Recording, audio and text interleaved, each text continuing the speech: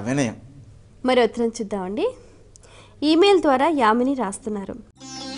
గణపతి బ్రహ్మచార వివాహితుడా, కొంతమంది లక్ష్మీ గణపతి అని ఎందుకు అంటూ ఉంటారు, తెలియచేయగలరు అంటూ రాస్తున్నారు.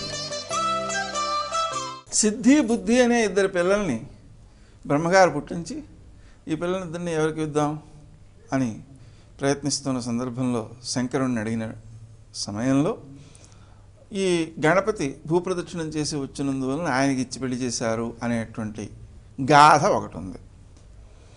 గణాధిపత్యం ఇవ్వడం కోసం ఈ భూప్రదక్షిణం చేసి వచ్చాడనే గాథ ఇంకొకటి ఉందన్నమాట. ఇంతకీ సిద్ధి బుద్ధి అంటే ఏమిటి? సిద్ధి అంటే కార్యసిద్ధి. కార్యసిద్ధికి కావలసినటువంటి బుద్ధి కుశలత. అంటే మనం గణపతిని ప్రార్థన చేసేటప్పుడు ఓ బొజ్జ గణపయ్య నీబంటూ నేనయ్య, నా బుర్రలో నీవు బొజ్జుండవయ్య.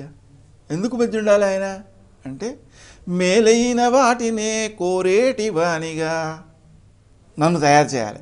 అంటే ఏది మేలు చేస్తుందో అది మాత్రమే కోరేవాడినిగా నేను ఉండడం కోసం నా బుర్రలో నువ్వు ఉండు అని కోరడం అన్నమాట. తాత్పర్యం, మనం ఆ గణపతిని ప్రార్థన చేయడం ద్వారా కార్యసిద్ధికి కావలసిన బుద్ధి కుశలత వస్తుంది, కార్యసిద్ధి వస్తుంది. కాబట్టే సిద్ధి బుద్ధి అనే ఇరువురు ఆయన భార్యలు అనేటువంటి వ్యవహారం వచ్చింది. మరి లక్ష్మీ గణపతి ఏమిటి అంటే గణేశ పురాణాన్ని అనుసరించి త్రిమూర్తులను ఉత్పత్తి చేసినటువంటి మూల గుణపతి. గుణపతి అంటే త్రిగుణములకు అధిపతి అని అర్థం. ఆ త్రిగుణాధిపతి అయినటువంటి గుణపతే గణపతిగా అవతరించాడు అనే భావన. అలాగే సాక్షాత్తు విష్ణుమూర్తే గణపతిగా అవతరించాడు అనే భావన. ఈ రెండిటిని మనం గమనించినట్లయితే ఒక సారూప్యం కనిపిస్తుంది. ఇప్పుడు అసలు గణపతిని ఎలా పుట్టించింది ఆవిడ అంటే తన శరీరం నుంచి నలిచినటువంటి పదార్థంతో పుట్టించింది. ఆమె ఎవరు? నారాయణ సహోదరి. అంటే నారాయణునికి ఉన్నటువంటి ఏ శక్తి ఉందో ఆ శక్తిని పోలిన శక్తే పార్వతీదేవిలో ఉంది. ఎందుకుంది అని మనం గమనించినట్లయితే మనకు పార్వతి రంగు విష్ణుమూర్తి రంగు ఒకటే. ఇంకా విశేషించి అన్నపూర్ణ ఆవిడ కదా, అన్నాన్ని అందిస్తుంది. విష్ణుమూర్తి చేసే పని ఏంటి? రక్షణ కల్పించడం. అంటే ఈమె చేసేది ఆయన చేసేది తత్వము ఒకటే. లక్ష్మీదేవి యొక్క తత్వము సాక్షాత్తు శివుని యొక్క తత్వము ఒకటే. ఎందుకని? ఇద్దరి రంగు తెలిపే, ఇద్దరూ ఇచ్చేది సంపదనే. ఐశ్వర్యం ఈశ్వరాదిచ్చేది కదా. అందుకని మనకి ప్రపంచ సంపన్నులలో, ప్రపంచం అంటే మొత్తం ఈ వ్యక్తుల యొక్క ప్రపంచమే కదా, మొత్తం సకల లోకాలలో ఉండేటువంటి వ్యక్తులలోనూ సంపన్నుడు ఎవరు? కుబేరుడు కదా. ఆ కుబేరుడు ఆ సంపదను ఎలా పొందాడు అంటే శివభక్తి వల్లే పొందాడు. కాబట్టి సంపదనిచ్చేవాడు ఆయన.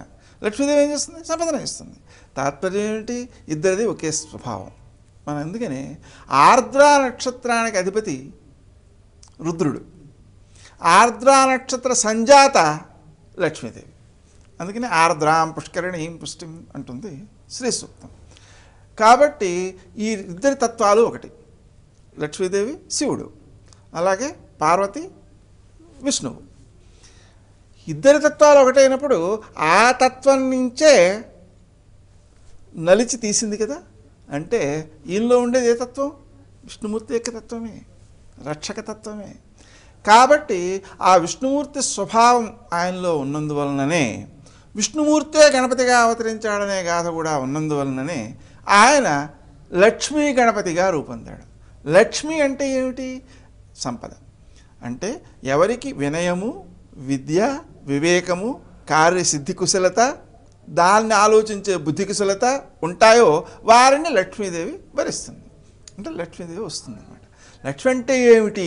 డబ్బు ఒకటే కాదండి. ఎందుకని అంటే అనుభవించే యోగ్యత కూడా లక్ష్మీ స్వరూపమే. సంతానలక్ష్మి, విద్యాలక్ష్మి, ఆరోగ్యలక్ష్మి, ఇవన్నీ అంటే మనకి ఏది ఆనందాన్ని ఇస్తుందో అది లక్ష్మి. కాబట్టి ఆ మొత్తం లక్ష్మికి అన్నిటికీ స్వరూపమైనటువంటి లక్ష్మితో కూడినవాడు గణపతి. కాబట్టి